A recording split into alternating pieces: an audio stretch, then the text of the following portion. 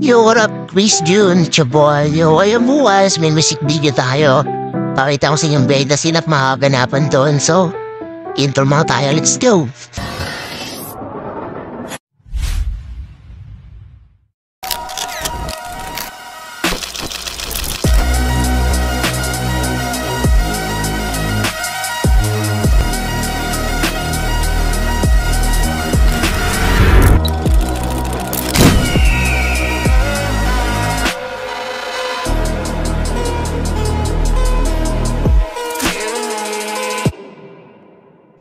So ayun, pangawisin ng umaga, rekta na kina Wilfred, medyo umambon ng umaga, kasi sabi ko paano kaya to, ba't umambon pa? So ayun si Cardo Dalisay, so ayun na, kinakasakasa na, paalam mo talaga ayan na, yan ang sinasabi ko talaga ayan na, Cardo Dalisay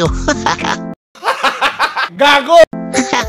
Alam mo talaga, ayan nag-ninja ba?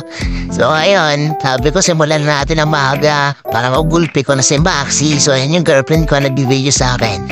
Talagang supportive yan sa lahat ng gusto kong gawin sa buhay ko.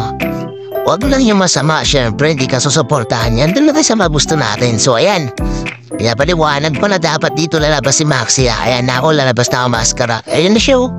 Pogi mo talaga, Chris June, baka. Pogi mo, sheesh! So eto na guys, prepare na kami lahat. Etong si Warren naman, nambibwisit pa, naiinis na si Maxi, patawa-tawa na lang, nabibibo na siya. Kasi naisip niya na bubulpin ko siya, di niya alam may galit tapos sa kanya. De joke lang, so ayan, ready na ako. Paano ko siya bubulpin? Let's go! So sabi ko, pasok niya na yan. Para masimulan ko lang dapat kong gawin. So after nito na pinasok niya, nag-teleport kami. Ay manual na manual. Kita mo, nag-teleport kami niyan.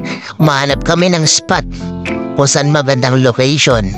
Kung paano tutukutin si Marlon. So ito yung girlfriend ko, suportado sa gusto ko. Talaga naman, napakaswerte mo, Chris June. So ayan na yung plano kung paano gugulpiin si Marlon. Ayun Sinako Kita mo naman kahit na ambon. Si Warren puli pa rin sa pagbibisit niya sa amin, kaya natatawa kami. Tingnan mo si Marlon, tatawa yan. Ay pinibigil pa. So lumipat namin ng spot, nakikita mo naman. May nakitang bisikleta yan, dinampot niya na lang. Ewan kanino yan. Parang magwiwiteng tuloy si paring Darcy, pero okay lang yan. Para sa MB, GG tayo dyan. Lumipat na kami ng spot. Bandang alauna ng mga oras na to, kaya sabi ko magluluto muna tayo. So pagdating namin sa Santiago, nagluto na kami ng paborito naming adobo. Siyempre habang inaantay namin yung maluto, siyempre sabi ni Marlon at ni Warren, mga Sebi, TikTok muna tayo, let's go! Tinitigan ko, nilapitan ko, hanggang sa may diwata na pagdinit ko. Nalasing kagabi, ang galing Gago! Alam mo mga dancer So ayun, after namin kumain, G agad, hardong spot. So ayun na naman yung girlfriend ko, suportado ako syempre.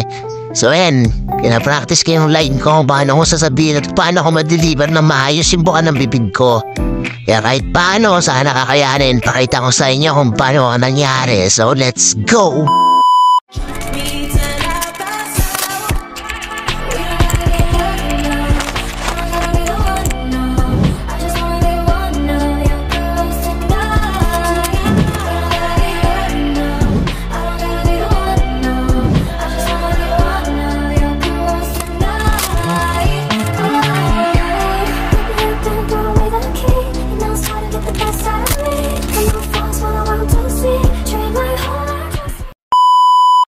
Dito, lumipat kami ng spot. Di ko na na-videoan ka na dumating na yung tropa ko si Sam. So, ayan si Warren, nabibisit na naman. Kita mo naman yan.